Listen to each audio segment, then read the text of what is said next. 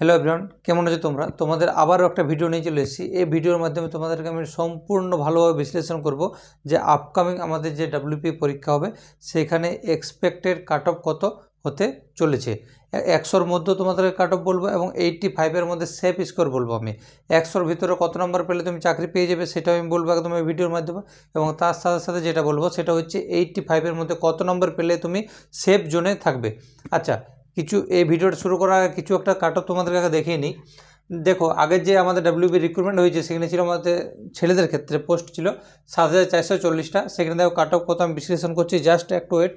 আর lady কনস্টেবলদের post কত ছিল 1,192টি। সেখানে তাদেরকে অফিসিয়াল কাট অফ, এটা এই যে দুটো লেখা আছে এটা অফিসিয়াল কাট অফ লেখা আছে, একদম তোমাদেরকে বিশ্লেষণ করব। এবং তারপর যেটা রিসেন্ট যেটা লাস্ট যেটা লেডি কনস্টেবল জয়েন করিয়েছিল সেখানে দেখো কাট অফ কত গেছিলো সেটাও আমি তোমাদেরকে বিশ্লেষণ করে দিচ্ছি।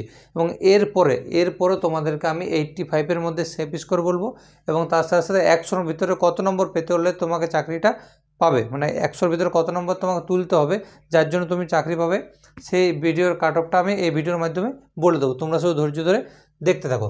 আচ্ছা চলো, দেখো ছেলেদের ক্ষেত্রে পোস্ট ছিল 7,440টি, 7,440টা। সেখান থেকে ইউআরদের মানে জেনারেলদের ক্ষেত্রে ফাইনাল কাট অফ 100-র মধ্যে ফাইনাল কাট অফ কত গেছিলো দেখে নাও। এটা কিন্তু 100-র ভিতরে বলছি, এই যে এই দুটো, এইটাও 100 এইটাও 100, ঠিক 100-র ভিতরে ফাইনাল কাট অফ গেছিলো 58.75। এটা জেনারেলদের ক্ষেত্রে। ওবিসি বিদের ক্ষেত্রে 57.25 এবং ওবিসি এদের ক্ষেত্রে ছিল যেটা সেটা হচ্ছে 52.92 এবং এসসিদের ক্ষেত্রে 54.25 এবং এসটিদের ক্ষেত্রে 46.85। এটা কিন্তু ছেলেদের ক্ষেত্রে। এরপর দেখো মেয়েদের ক্ষেত্রে যেটা গেছিলো সেটা হচ্ছে 56.08। এটা কার? এটা হচ্ছে জেনারেলদের ক্ষেত্রে, ঠিক। এবং 53.33 গেছিলো ওবিসি বিদের ক্ষেত্রে, মানে লেডি কনস্টেবলদের বলছি, এটা ফাইনাল কাট অফ ছিল সেটা হচ্ছে ওবিসি বি মেয়েদের। এবং ওবিসি মেয়েদের কাট অফ যেটা ছিল সেটা ফাইনাল কাট অফ সেটা 44 ছিল। এরপর দেখো এসসিদের কাট অফ ছিল 50.67 এবং এসটিদের কাট অফ ছিল 49.50, ঠিক। এটা হচ্ছে আমাদের লাস্ট যেটা ডাব্লিউপি আমাদের রিক্রুটমেন্ট করেছিল একসাথে, সেটা নিয়ে বলেছি। এরপর দেখো লাস্ট যেটা আমাদের লেডি কনস্টেবল জয়েন করিয়েছে সেখানে দেখো কত কাট অফ ছিল, একটু শুধু জিনিসটা দেখে নাও। দেখো এখানে ভ্যাকান্সি ছিল 1,192টি, মানে 1,200টি ধরে নাও। এখানে ভ্যাকান্সি ছিল 1,420টা। দেখো তুমি যদি অফিসিয়াল কাট অফটা ভালো করে দেখো তাহলে বুঝতে পারবে কীরকমভাবে বেড়েছে। তাহলে দেখো এই যে 56.08, এটা আমি 56-এ ধরলাম, ঠিক। আর এদিকে দেখো ইউআরদের 67, এটা 68 ধরছি আমি। তাহলে দেখো 56 আর 68, 12 নম্বরের তফাৎ। তাহলে এই যে 12 নম্বরের তফাৎ কেন হয়েছে জানো? এই 12 নম্বরের তফাৎ হয়েছে, তার কারণটা আমি বলবো, ভিডিওর জাস্ট একটু সম্পূর্ণ না টেনে দেখতে থাকো। আগে কাট অফটা বলে দিচ্ছি, তারপর তোমাদেরকে এই যে এত ডিফারেন্স 12 নম্বরের ডিফারেন্স কেন সেটা আমি তোমাদেরকে বলবো। ওবিসি বিদের ক্ষেত্রে যেটা কত গেছিলো 62.92, ওবিসি এদের ক্ষেত্রে গেছিলো 51.5 এবং এসসিদের ক্ষেত্রে গেছিলো 58.5 এবং এসটিদের ক্ষেত্রে গেছিলো 54.42। টোটাল ভ্যাকেন্সি ছিল 1,420টা। তাহলে দেখো এখানে 1,200 ধরি, তাহলে এখানে 1,400, মাত্র 200টা সিটের জন্য দেখো কত টোটাল, মানে এই যে কাট অফটা দেখতে পাচ্ছ এতটা বাড়তি, তার কারণটা কি? দেখো কোথায় 56 আর কোথায় 56 আর এখানে 68, 67.67 মানে 68-এ ধরলাম। তাহলে এই যে 12 নম্বর তফাৎ, 12 নম্বর তফাৎটা কেন জানো? বলো তো 12 নম্বর তফাৎটা কি? 12 নম্বরের তফাৎটা হওয়ার একটাই হচ্ছে মেন উদ্দেশ্য, আমরা দেখতে পাচ্ছি আমরা দেখি যদি ভালো করে তোমরা দেখতে থাকো 2019 সালে যে রিক্রুটমেন্ট, তারপর থেকে কিন্তু আস্তে আস্তে এই যে কাট অফ 85-এর মধ্যে বলো কি 100-এর মধ্যে বলো, কাট অফটা কেন বাড়তে চলেছে জানো?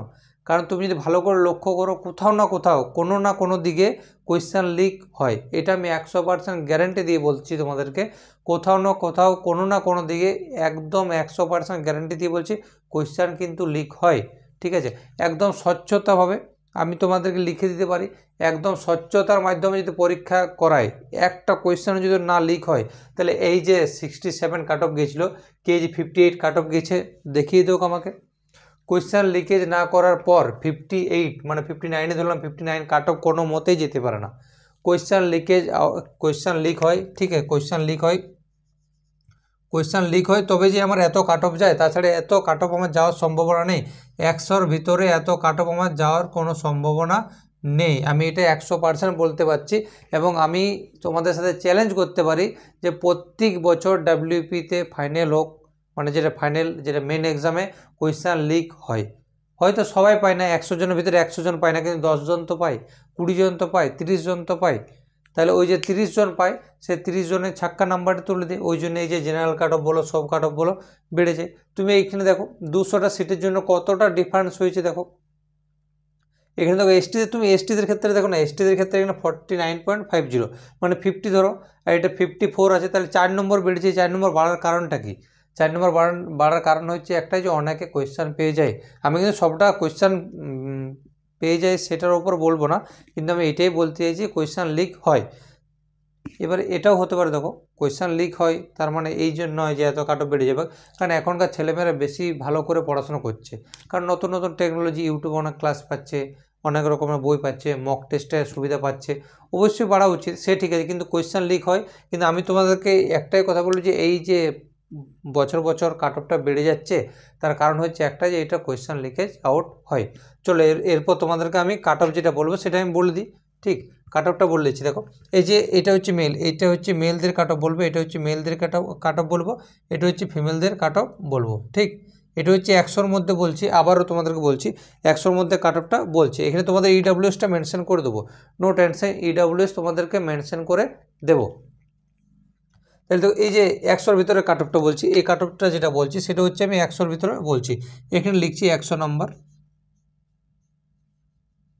85-এর ভিতরে সেভ পিস করে বলে দেবো। ঠিক আছে, যে 100 নম্বরের মধ্যে বলছি, এই যে কাট অফটা বলছি সেটা হচ্ছে আমি 100 নম্বরের মধ্যে কাট অফটা বলছি। দেখো ইউআরদের যেটা কাট অফটা যাবে, ইউআরদের যে কাট অফ যাবে ফাইনাল কাট অফ 100-র মধ্যে, সেটা আমি বলছি প্রায় 62 থেকে 64 যাওয়ার সম্ভাবনা প্রায় 95% আছে। যদি কোয়েশ্চান লিকেজ না হয় তাহলে কাট অফ এটা যাবে, আর যদি কোয়েশ্চান লিকেজ হয় তাহলে কাট অফটা আমি তোমাদেরকে বলবো যে এর থেকেও বেশি যেতে পারে। ঠিক, তাহলে দেখো এটা হচ্ছে জেনারেলদের কাট অফ, এবং ওবিসি বিদের যে কাট অফ হবে সেটা হচ্ছে 61 থেকে 63-এর মধ্যে থাকবে, 61 থেকে 63-এর মধ্যে। কারণ তোমরা দেখতে পাচ্ছ জেনারেল এবং ওবিসি বিদের নাম্বারের কাট অফ এমন অনেক তফাৎ থাকে না। ঠিক, এবং দেখো এরপর ওবিসি এদের যে কাট অফটা যাবে সেটা হচ্ছে মোটামুটি 50 থেকে 51। আচ্ছা 50 থেকে আমি 52 ধরে নিলাম, 50 থেকে আমি 52 ধরে নিলাম। ঠিক আছে, এরপর এসসিদের যে কাট অফটা যাবে, এসসিদের কাট অফটা যাবে যেটা যাবে সেটা হচ্ছে 57 থেকে 59। আচ্ছা বোঝা গেছে, একটু মিস্টেক হচ্ছে আমার, এই যে ওবিসি এদের এত কম যাবে না, এটা কম করে তোমরা 52 থেকে 54-এর মধ্যে ধরে নাও। ঠিক আছে, 52 থেকে 54-এর মধ্যে ধরে নাও। এবং এসটিদের যে কাট অফটা যাবে সেটা হচ্ছে আমার 48 থেকে 50-এর মধ্যে যাবে, 48 থেকে 50-এর মধ্যে এসটিদের কাট অফটা যাবে। আবার বলে দিচ্ছি, দেখো 100-র মধ্যে জেনারেলদের কাট অফ যাবে 62 থেকে 64, ওবিসি বিদের ফাইনাল কাট অফের কথা বলছি 61 থেকে 62, এবং ওবিসি এদের ক্ষেত্রে 52 থেকে 54, এবং এসসিদের 57 থেকে 59, এবং এসটিদের 48 থেকে 50 মানে 48 থেকে 50, এবং ইডাব্লিউএসদের যে কাট অফটা যাবে সেটা ফাইনাল কাট অফের কথা বলছি, সেটা 50 থেকে 52-এর মধ্যে থাকবে, 50 থেকে 52-এর মধ্যে থাকবে। এটা হচ্ছে ছেলেদের। এরপর মেয়েদের যে কাট অফটা যাবে সেটা আমি একটু বলে দিচ্ছি। মেয়েদের যে কাট অফটা যাবে, ঠিক আছে, সেটা হচ্ছে দেখো মেয়েদের যেটা কাট অফটা যাবে সেটা হচ্ছে 49 +-2 ঠিক আছে, 49 বলছি, 59 মানে 59 +-2। এরপর দেখো ওবিসি বিদের যে কাট অফটা যাবে সেটা হচ্ছে 55 ধরে নাও, 55 +-2। ঠিক, এবং ওবিসি এদের যে কাট অফটা যাবে সেটা হচ্ছে 46, সেটা হচ্ছে 46 +-2, এবং হচ্ছে ওবিসি এ আমাদের মিটে গেছে। এবং এসসিদের যেটা যাবে সেটা হচ্ছে 51 থেকে 51 +-2 ধরে নাও, +-2। ঠিক, এরপর যেটা যাবে সেটা এসটিদের যেটা যাবে সেটা হচ্ছে 50 +-2। এবং সব থেকে যেটা হচ্ছে মেন জিনিস সেটা হচ্ছে ইডাব্লিউএসদের কাট অফ কত যেতে পারে। তাহলে ইডাব্লিউএসদের কাট অফ যেটা যাবে সেটা একদম ফাইনাল কাট অফের কথা বলছি, সেটা মোটামুটি 37 থেকে 40-এর মধ্যে ধরে নাও। এটা হচ্ছে আমার মেয়েদের ক্ষেত্রে বললাম। আমাদের কতগুলো ভ্যাকেন্সি আছে, মেয়েদের যে ভ্যাকেন্সি আছে এবারে সেটা হচ্ছে 3537টি, এবং যেটা ছেলেদের ভ্যাকেন্সি আছে সেটা হচ্ছে 8212টি বললাম। এরপর যদি কেউ জানতে চাও যে 85-এর মধ্যে সেফ স্কোয়ার কত, আমাদের 85-র মধ্যে সেফ স্কোর কত সেটা যদি জানতে চাও আমি অবশ্যই তোমাদেরকে এখানে বলে দিচ্ছি। দেখো তার আগে আমি একটা কথা বলি। দেখো প্রথম আমাদের একটা পরীক্ষা হবে 85 নম্বরের মধ্যে, ঠিক আছে? 85 নম্বরের মধ্যে 85 নম্বরের মধ্যে যে পরীক্ষাটা হবে তারপর একটা রেজাল্ট বার করবে, তারপর পিএমটিপিটি হবে।